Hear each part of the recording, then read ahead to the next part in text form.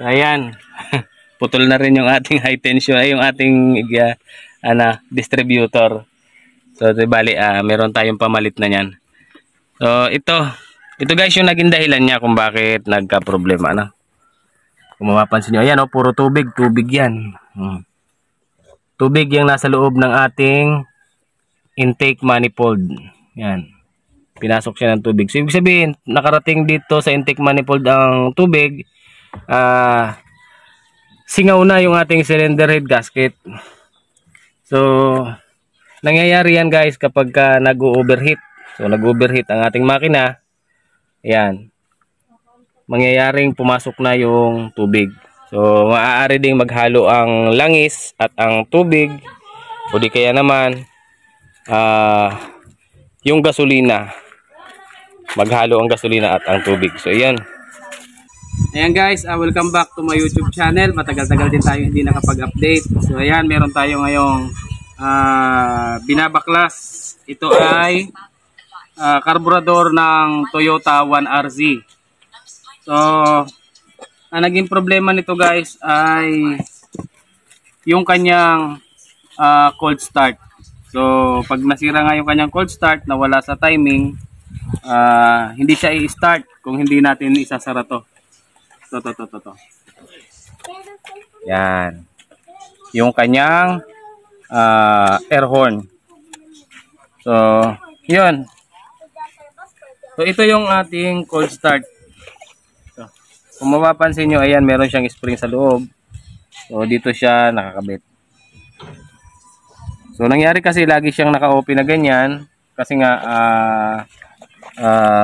natanggal na siya sa pagkakakapit, no? Yung kanyang spring sa loob, nawala sa timing, kaya naka-open na lang siya. So ang nangyayari, hindi siya mag-i-start. So gagawin mo, isasarado mo pa to para lang mag-start. Ngayon, tuturo ko sa inyo kung paano natin to isi-set. So yan, dito nakakawit yung spring dito. So, sa pag-set nito guys, pagkagasigan yan, hindi i-start yung ating makina. So, kailangan nakasarado siya para start.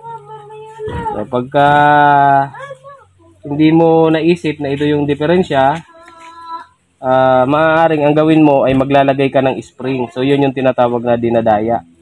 Dinadaya ng mga mekaniko, hindi na nila inaayos to. Ang ginagawa, nilalagyan nila ng spring. So, magkakabit sila ng spring kung saan mahahatak niyang papasok yan. Dito sa labas, naglalagay ng spring. So, hindi po tama na nilalagyan ng spring. So, kailangan bubuksan po natin to tapos isi-set natin. Sa pagsiset niyan, yan, ganyan. Kailangan nakahila yung ating throttle holder. Kailangan nakahila siyang ganyan, no? Tapos, saka natin pipihitin. Yan. Kapag nagsara at sagad na yung sara niya, hanggang doon na lang, stop na. Pwede mo nang bitawan to. Pag binitawan mo, magsasara na siya ng tuluyan. So, pagka inangat mo, yan. Magbubukas siya ng kapiraso. Pag binitawan mo, sasarado siya. Yan.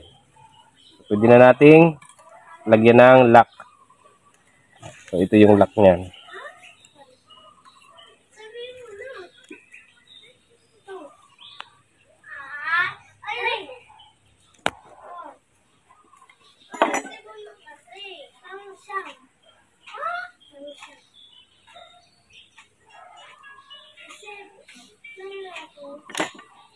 Kat ka.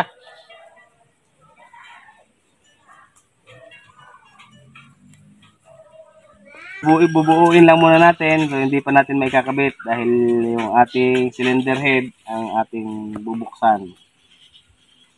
So, itatap overhaul natin yung ating makina. Patitingnan natin yung ating makina din eh.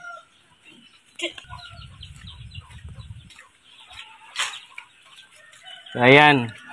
Putol na rin yung ating high tension ay yung ating distributor. So di bali meron tayong pamalit na niyan. So ito guys yung naging dahilan niya kung bakit nagka-problema na. Kung mapapansin niyo, ayan puro tubig 'yan.